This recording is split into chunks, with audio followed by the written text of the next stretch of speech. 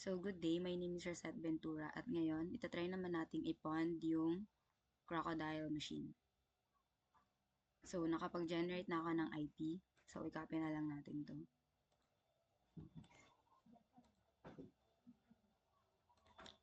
So, using Nmap,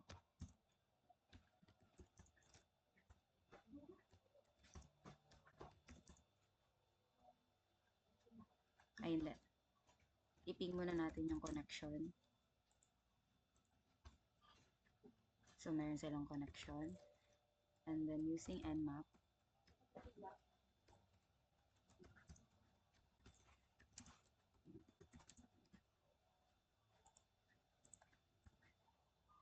ayan, antayin lang natin.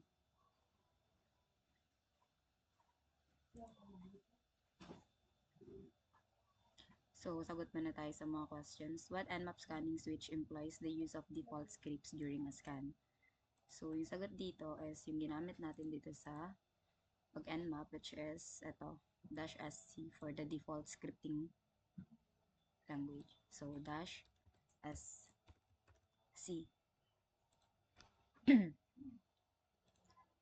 Next, what service version is found to be running on port 21? So, antayin lang natin. So, ito. So, ito yung version ni port 21. So, VSFTPD 3.0.3.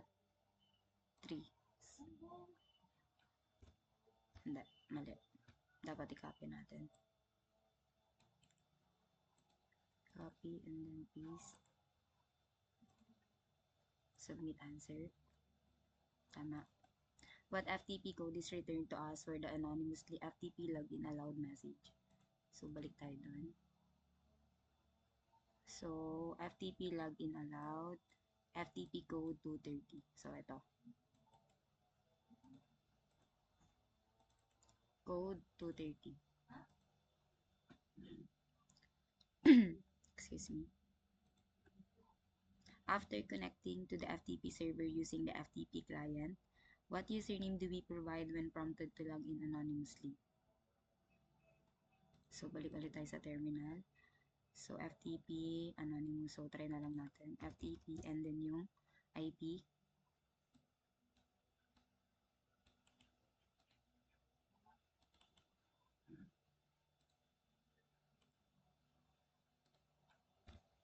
Ayan. So, mag-login na tayo as anonymous. So, ayun, napasok natin si FTP. So, yung sagot is anonymous.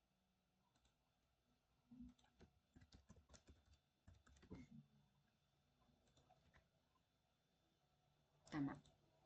After connecting to FTP server anonymously, what command can we use to download the files we find on the FTP server? So, get command. So, execute natin yung get command na yun. So, dir or ls yung pwedeng gamitin dito para malaman natin yung laman ng FTP. So, pwedeng dir. So, ito. Yung nakapaloob. So, itong dalawang to, allow that user list and then allow that user list that pass the WD. So, i-get natin siya. Get allow that user list.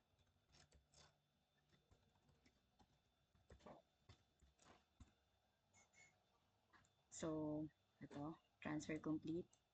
Pati yung isa, i-get natin. Yan.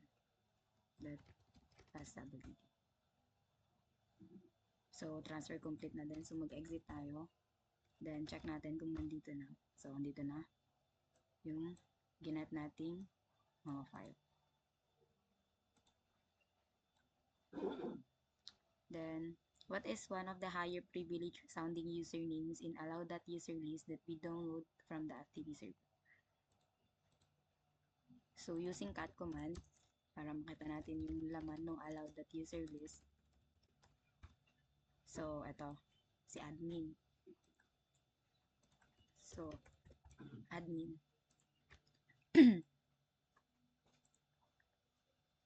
What version of Apache HTTP server is running on the target host? So, kikita natin yan dito. So, ito. version ng Apache. Apache httpd 2.4.41 and then Ubuntu.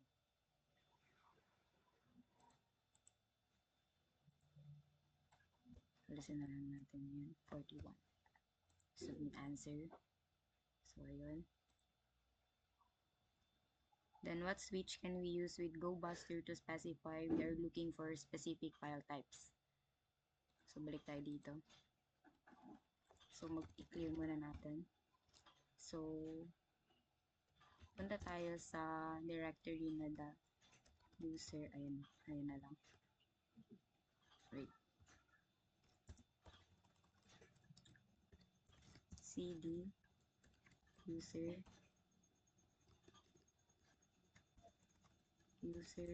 share word list.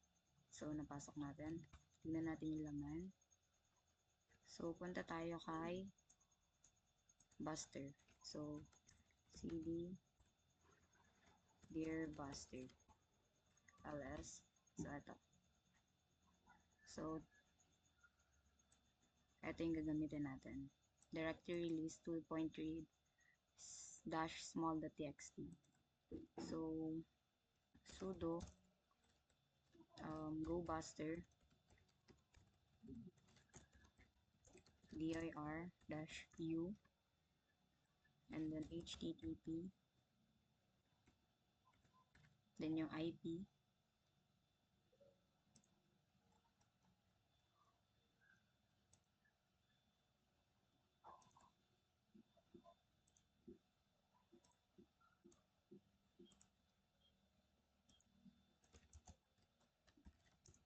W and then yung kanyang path.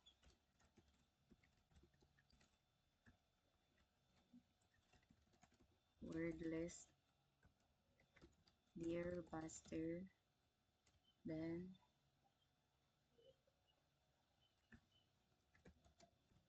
directory list 2.3 small.txt. Then, gamit tayo ng -x, then php js. Ayan. So, yung sagot is -x.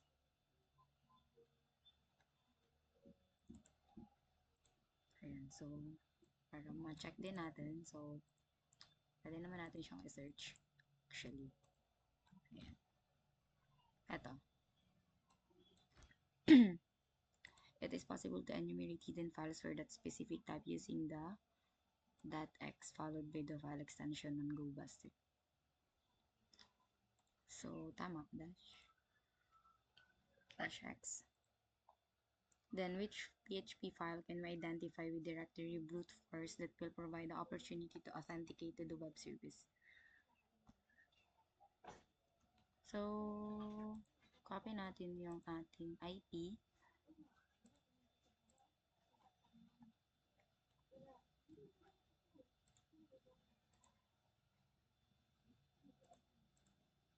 So, http.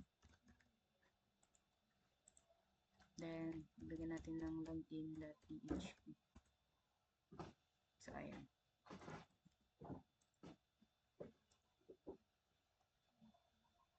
So, yung sagot dito is ito. Login.php.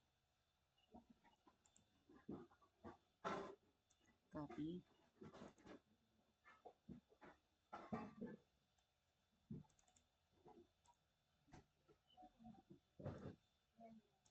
Try nating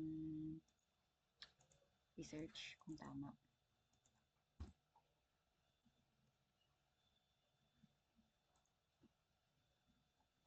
No. Wala. So, login.php yung sagot doon. To authenticate. Tama. Magla-login ka. Ayan. So, ito. So, yung gagamitin natin ditong username and password is Calendly. So mag-open na lang tayo ng panibagong terminal. So, ls natin. So, using cat command, check natin yung mga laman. Ayan. Then, i-pass na lang yun. So, ang gagamitin natin is si admin as username and then itong password na to. Ayan.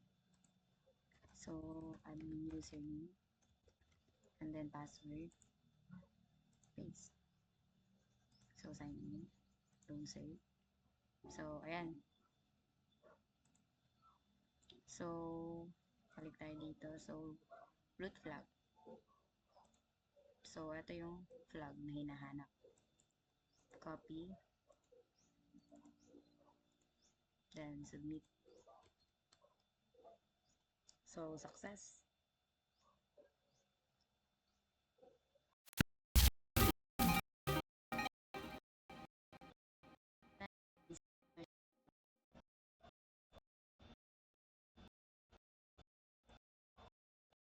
So, ayun lang. Thank you.